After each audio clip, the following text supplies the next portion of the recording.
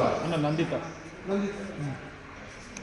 जोहार लासे नंदिता जोहार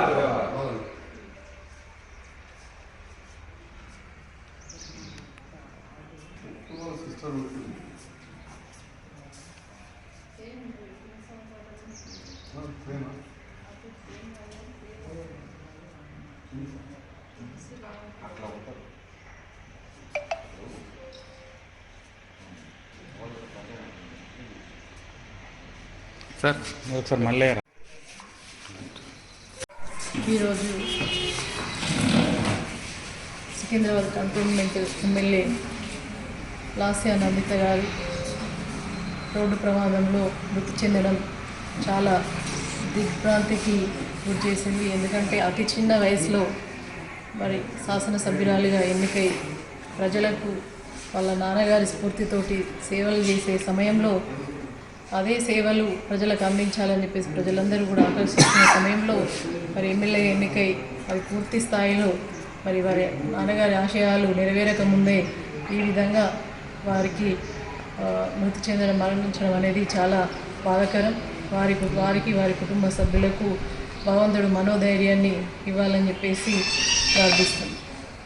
తెలంగాణ రాష్ట్ర శాసనసభలో శాసనసభ్యురాలుగా అడుగుపెట్టిన తర్వాత చిన్న వయసులోనే యాక్సిడెంట్ మరణించిన లాస్య నందిత గారికి జగిత్యాల నియోజకవర్గ ప్రజలందరి పక్షాన వారికి అశ్రు నివాళులు అర్పిస్తూ సంతాపం ప్రకటిస్తూ ఉన్నాం.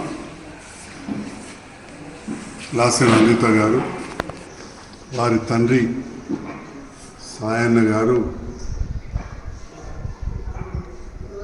బీఆర్ఎస్ పార్టీకి అధినేత గౌరవనీయులు కల్వకుంట్ల చంద్రశేఖరరావు గారికి అత్యంత సన్నిహితులు.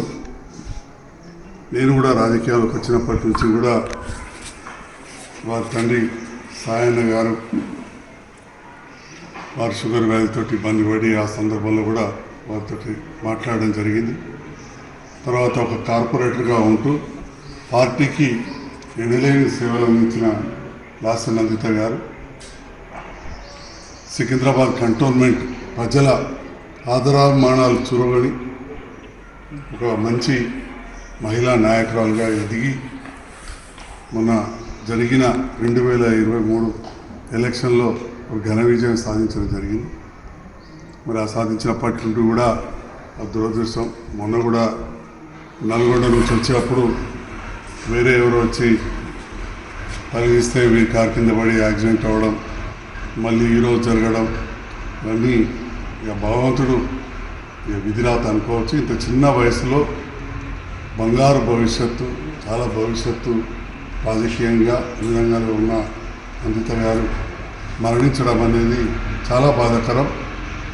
వారి మరణం అటు తెలంగాణ రాష్ట్రంలోని కంటోన్మెంట్ శాసనసభ ఆ ప్రాంత ప్రజలకే కావచ్చు, యువ నాయకురాలు కాబట్టి ఇంకా చాలా భవిష్యత్తు ఉన్న అమ్మాయి, ముఖ్యంగా నాయకునికి విధేయురాలుగా ఉండి నాయకుని మిత్రుని కూతురు కేసీఆర్ గారి మిత్రుడు సాయన్న గారు కూడా 5 సార్లు ఎమ్మెల్యే గెలిచింది మామూలు విషయం కాదు.